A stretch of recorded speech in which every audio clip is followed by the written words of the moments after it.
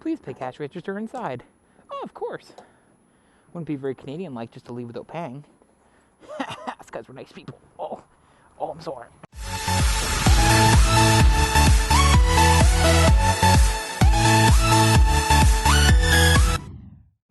What's going on, guys? My name is SenorAsssHat. So I just got finished digging that big old fucking hole for my grandparents. Love them. I'm so glad they gave me a call because I knew that was something they could not do on their own, and there's really no point in getting a backhoe because those things are $250 just to get out of the garage, plus the labor, plus the HST, plus all that crap, so it's not worth it. So I'm glad they called me, get me more active in shovel digging and all that fun stuff.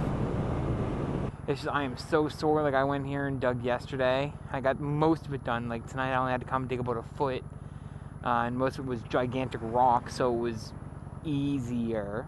But no, I got off work at about 3:30. I went up there. I didn't leave until about 6:30. And the whole time I was digging, besides like the 15-20 minute supper break or whatever, and I dug 4 feet. Well, I dug the most of it, the majority of it, within about an hour. Then after that, I really started to slow down because I think I did something to my back. Wrong lift techniques. And do you even lift, bro? Not normally. I do not normally lift. Or do you hoist? I do not normally hoist. Just putting that out there. But yeah, no, I was digging it, and of course, after you're bending a bit, and of course, once you have a shovel down about 3 feet, and you're standing on the surface, you have about a 3 feet depth where you have to lift up the shovel with all the shit on it, and of course it just wrecks your back. So that eventually took its toll on me. But no, anytime I bend down, I feel like an old man. I think I'm gonna poop myself and fall over. You are a son of a bitch.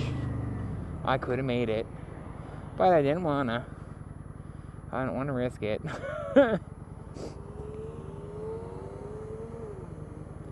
Oh, plus it's like 15 seconds anyway. 3, 2, 1, vroom! Take off.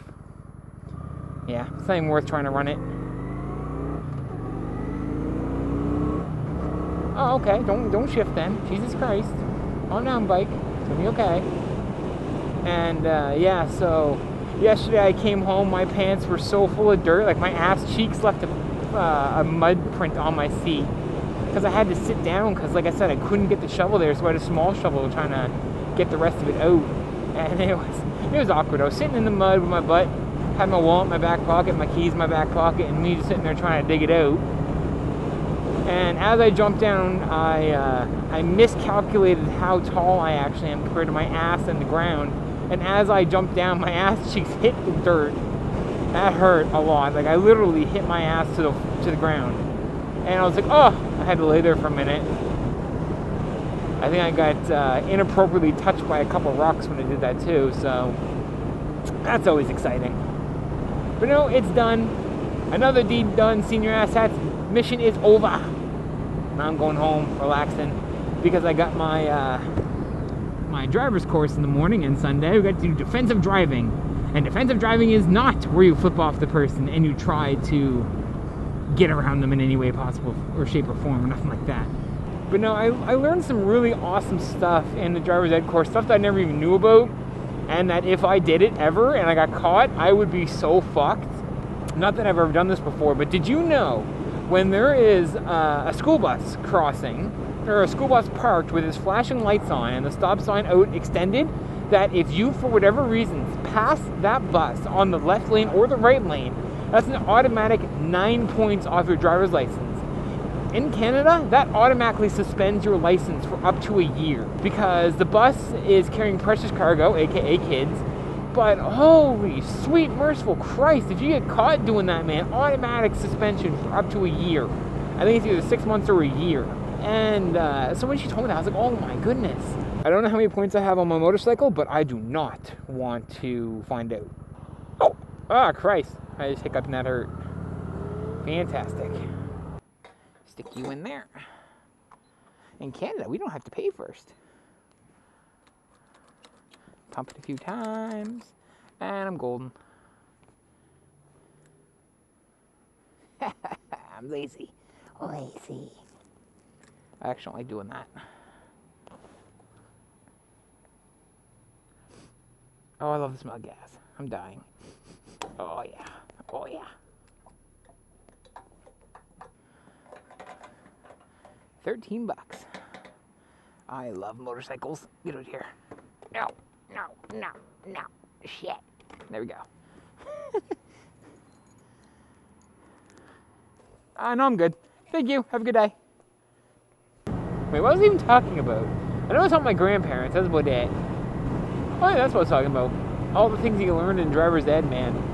Like, the points being deducted, that just blew my mind when she told us, but, we watched this drunk drive video, like drinking and driving, and it was made back in like the 90s, late 80s,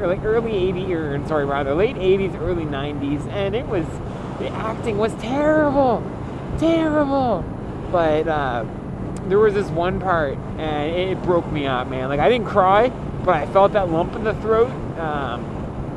It was basically like this skier model person who had their whole life going for them or whatever, and they were driving with their friends, and they were drunk, of course, and they ended up flipping on the roof, and her head got trapped under the seat, like the headrest, I think it was, but it cut off a lot of air to her brain, and she can't talk, she can't barely move, she can't do anything. It was so heartbreaking, man, because you see someone like my age, 23, who's on like the top of the world, and then something happens in a split instant, and all of a sudden that it all changes in like a heartbeat, right?